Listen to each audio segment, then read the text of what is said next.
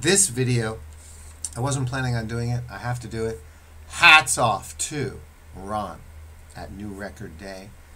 Thank you so much for offering another fabulous, fresh review. Loving the JBL 530s in Cherrywood. Who are we? We're the only seller of JBL 530s in Cherrywood on planet Earth. From China, direct to your door. That's a crazy story. And the JBL 530s, I've got some previous videos. An update is now definitely due for another reason, and that's another gentleman just sent me an email and said, "Hey Mario, I just ran across and watched your JBL video, but I can see it's from several months ago, so shoot, they're probably still they're not available anymore, are they? You know, the beautiful, gorgeous ones in Cherrywood." And I wrote back to him and I let him know. I said, "No, they still are available, folks. I'm in China. If you've looked at some of my other videos, you know that I've been here 20 years, and we're just having a great time. We're this lovely, wonderful, small little audio company recommending some very specific gear. And in the world of speakers, JBL 530s in Cherrywood are an entirely different ballgame than the ones that you guys got there in black back in the United States. However, I can't sell you these speakers for less than $950, $60 a pair in Cherrywood, the rare Cherrywood. And you're thinking, oh, that's because Mario's marking them up to the high price because they're the rare Cherrywood. No. And that's why I'm doing this video, and I sent a long comment, very complimentary comment, to Ron in his comment section on the 530 to explain what's happening with these JBL 530s. And, you know, JBL's made a big mistake. Here in China, audiophiles pay full price for the famous international brand audio gear. JBL 530s, and now here's what I got to clarify. What Ron said, I'm clarifying a couple of things. He said, these are $600 speakers. No, they're not. They're $1,200 retail.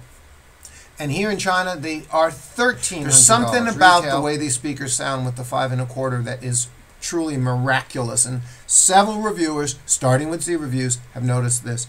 And so, JBL 570s, add another $500. Twin 6.5 inchers, add another $500. Jump to the 590s, the 590s are almost like $2,700 a pair here in China.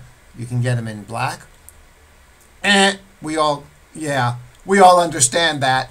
If you can tolerate it, that's the point. Grab them, because you can't beat $600, let alone $300. So that's the reality. So let me clarify, and I'm sharing some of these thoughts with Ron as well, because he made some comments along the way indicating he was just so blown away. He was like contradicting himself. I know I'm contradicting myself. I can't explain it. And I mean this in a very, very complimentary way, of course, about Ron. And that's because he wasn't listening to $600 speakers. He wasn't listening to $1,200 speakers. Okay. The original retail is $1,200. The JBL 5 series sells here in China for these original retail prices. Type in Taobao.com and just type in JBL 530. You don't have to know Chinese, and then you'll see it. It's like 9,000 Chinese yen, which is $1,300 US. So we're dealing with the change. US has repriced them at $600 to be more competitive, but they only have inventory back in the States in black. Okay, that's understandable. For them to be so nearsighted as to occasionally offer them for $300 is pure brand self-destruction and marketing stupidity on JBL's part. But that makes you the luckiest bastard in the world. I mean, it's criminal to be able to buy these for $300. Because, in fact, they stand up sonically to Revel Concerta 2 M16s. They stand up sonically. I did the side-by-side test. Check my other video with the Definitive Technology D9. Only two differences. Okay, the Definitive Technology D9, beautiful, beautiful. That's a 6.5 inch two-way. Different style, gorgeous speaker. They're also like $1,000, $1,200. Okay, and they have a mid-bass warmth, obviously, that the 530s don't have. All right, and they don't throw that large, amazing scale soundstage at quite as well as the 530s. Other than that, sonically, I was very surprised at how similar they sound. Slightly, you know, the horns are so amazing, thrilling mids and highs without any extra, which you don't want in the mids and, well, which I don't want in the mids and the highs. Anything that you would say brightness or harshness or shouty horns, hell no, it ain't happening here, as Ron discovered. Let me also say in the $1,000 category, performance-wise, we can recently add in the Triangle Titus Ex. They also are really substantial. And another follower of mine chose them instead of the JBL 530s. Hey, great choice. So sorry, by the way, you know, the Klipsch RP600Ms don't fall into this category. Let's just don't even need to talk about it. And by the way, the JBL 530 crossover board has 7, I opened up the speakers, took out the speaker, look at the crossover board in there, has, guess, how many parts? 17. 7, not 6, 8, 9, 11. Okay, a cap and a coil, 2? No. 17 parts. So this is a very serious speaker. In terms I don't expect a lot of people, 3 have so far. I don't expect a lot of people to buy these in Cherrywood for $960 when you can get them in America for $600 in black. But that isn't the point. It's, you know, if you're on a budget and you want to buy them and you can grab them in black when they go on sale occasionally for $300 back in the States, you're going to do that. It makes it hard psychologically to want to buy the Cherrywoods. I'll deliver them to your door. That includes, I'll double pack, we double pack the box and deliver them to your door. Okay, for $960. Okay. Actually, that's below retail. But see, if you're in America, you don't have that perception. If you're in Europe, you understand. It's a pretty good price, actually. Seriously, including overseas shipping. There's a test review I'm going to reference here. I will gladly send you this test review. Just email me. Okay, complete PDF test review by Australian Hi-Fi a few years back. And here's the essence of it.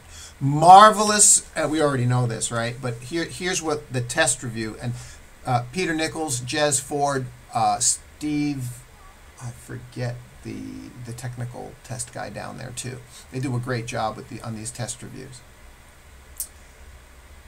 Marvelous delivery of mid-range and high frequencies, precise imaging, big scale of sound, expansive airy soundstage. Technicals, listen to this. Plus or minus 3 dB from 60 hertz to 20,000 hertz. And yes, a very slight mid-range dip, but from across the range, from 100 hertz to 10,000 hertz, the frequency response is only plus or minus 1.3 dBs. Ka-ching. Boom. That's incredible. And indeed, now you're starting to understand why they sound this way. Now, Tharbamar, let me, hats off to the other reviewers. Tharbamar, Thomas in Stereo, Sean at Sean at Zero Fidelity, Z Reviews, where we originally, myself and Ron originally heard about these. Ian in Singapore. Listen, they're all great. I don't necessarily agree with every single word everybody says, right? Ron, I've got some issues with a couple of things that you said. I'll get to it. Ron said, kind of weird. I can't explain it. The speakers aren't the most refined. Sean said the same thing. But on the other hand, damn, but they don't shout at you at all. How can that be? And the mids sound a little, the mids are actually a little recessed. What? How can you say recessed mids in the same breath you say horn? Makes no sense, right? So specs don't tell the story. It's all about the design. It's all about the personality. And these are just frickin' amazing. Read some of the other online reviews about these speakers. In fact, I have another video where I did them for you. These speakers are extraordinary stand mounts. Period. Now you're going to start getting something more specifically refined in the $2,000 to $3,000 range.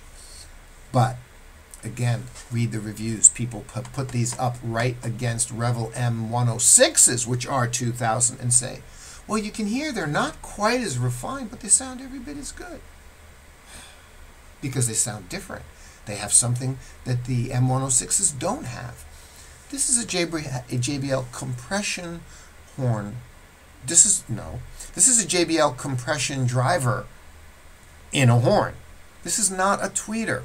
The crossover point, by the way, is down at $1,500. Grabbing them at $300 occasionally, as you can back in the American market, is a criminal act. If you're in Europe and you can grab them for $300 in America and still pay $150 for having them shipped, right? It's incredible. Okay. It's just wow, what a situation. Okay, last thing I want to mention. I have to take issue with Ron's plasticky comment. I don't even know what he means by that, and I just don't like it because it's not real to me at all. And I've read dozens of other reviews and the test review, and no one ever said anything about a plasticky sound.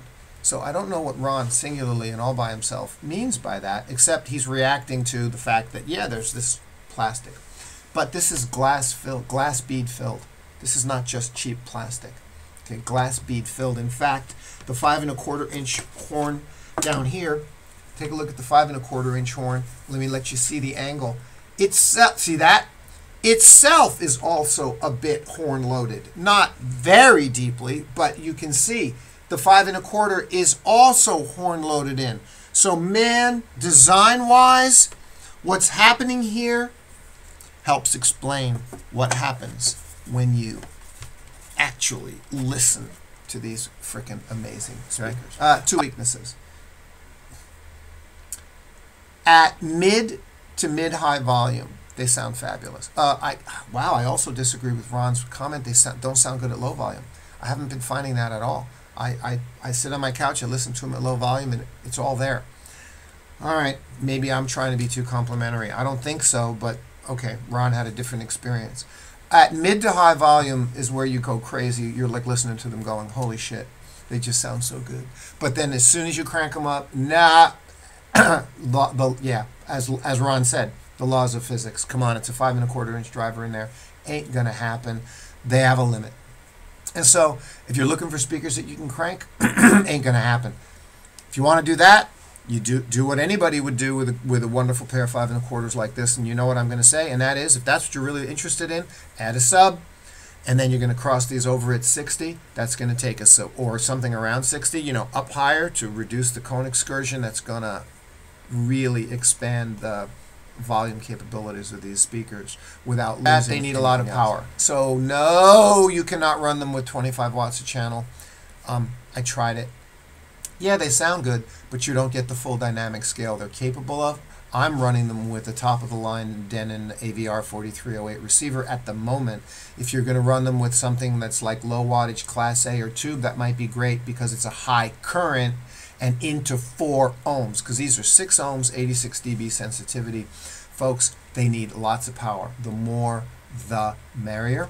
I have a wonderful client who bought a pair of these, shipped them to him in St. Joseph's, Missouri, and we discussed, and he ended up buying and to drive them with a PS Audio Hi-Paul, a PS Audio Sprout 100, which will put out 100 watts into 4 ohms.